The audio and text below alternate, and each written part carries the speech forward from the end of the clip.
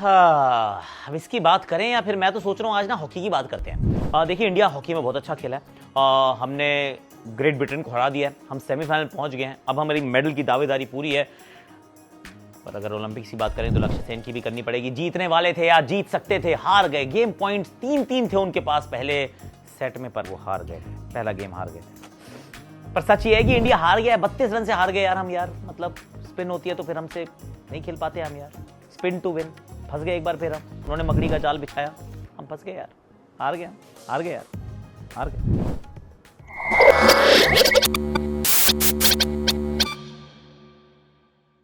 Toss जीत लिया, batting का फैसला कर लिया भाई, थोड़े से लेकिन बदलाव कर लिए। इन्होंने कहा स्पिन टू विन चलेगी, कमिंडो मेंडिस हम खिलाएंगे क्योंकि वो तो दोनों तरफ गेंद को स्विंग को नहीं स्पिन करा सकते हैं। Left arm spinner, right arm spinner, ambidextrous genius.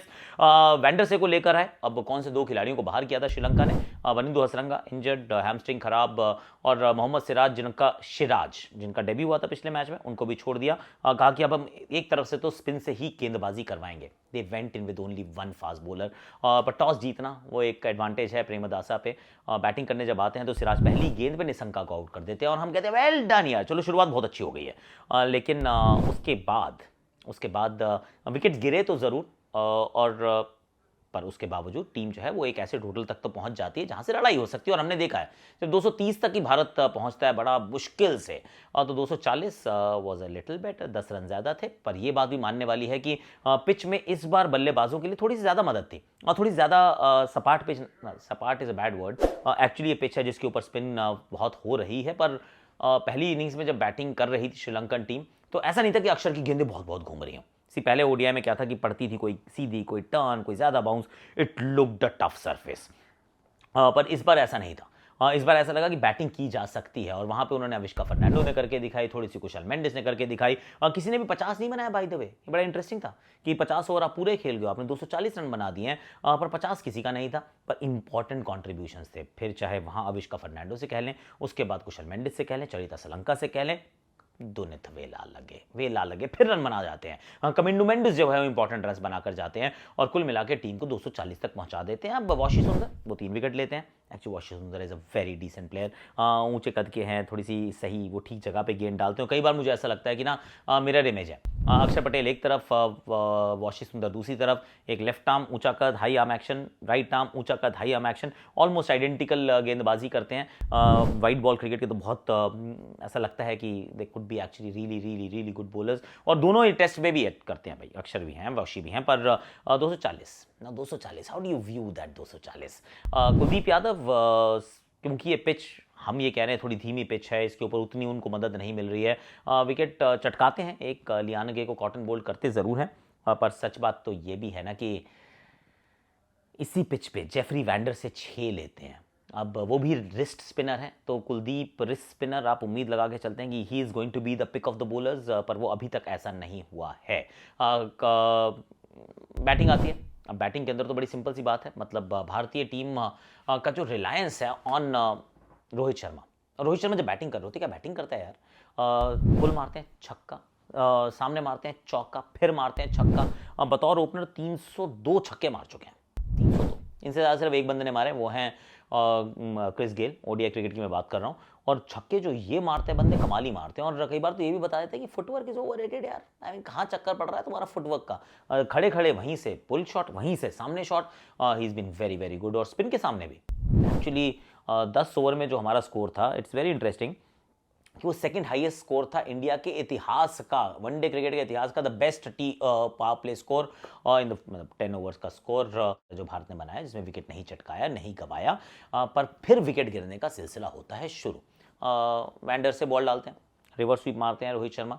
अब रिवर्स स्वीप की कहानी क्या होती है कि आपको ना बॉल डालने से पहले डिसाइड करना होता है कि भाई मैं मारने वाला हूँ।